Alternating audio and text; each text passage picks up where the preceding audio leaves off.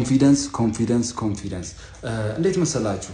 በህይወታችሁ ላይ ምንም አይነት እውቀት ቢኖራችሁ ምንም ያህል ገንዘብ ቢኖራችሁ ኮንፊደንስ ከሌላችሁ የከሰረ ነው ኦሬዲ። ደግሞ አንድ ሚስጥር ላካፍላችሁ፣ አጠጋባ ልበል እስኪ።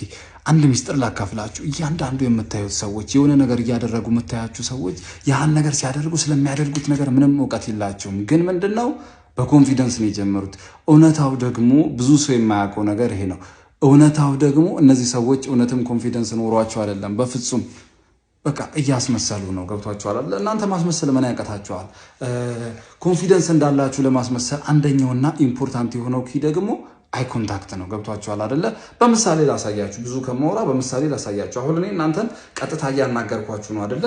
በማወራበት ጊዜ አሁን ሐሳቤን በመገልጽበት ጊዜ እንደዚህ ወደ ጎን እያየ አዎ ልክ ነህ፣ መለወጥ አለብህ፣ በፍጹም መፍራት የለባችሁም፣ ሐሳባችሁን ሐሳብ አያችኋ። ንግግሬ ስሜት የለውም፣ ግን ቀጥታ እናንተን በማይበት ጊዜ አቴንሽናችሁን እስባለሁ። እንደዛ ስላችሁ ደግሞ ቀጥታ ማየት አለባችሁ ስላችሁ ደግሞ ይሄ አውክዋርድ ወይም ክሪፕ የሆነ ነገር ማስመሰል የለባችሁም። እንዲህ እያፈጠጣችሁ መዋል የለባችሁ።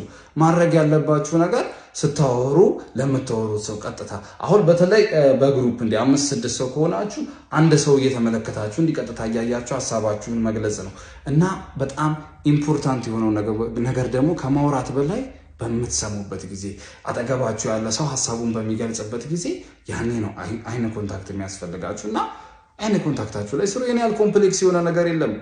አይነ ፈጣሪ የሰጣችሁ ነገር ነው። እሱን መጠቀም ነው ያለባችሁ። ገለቶማ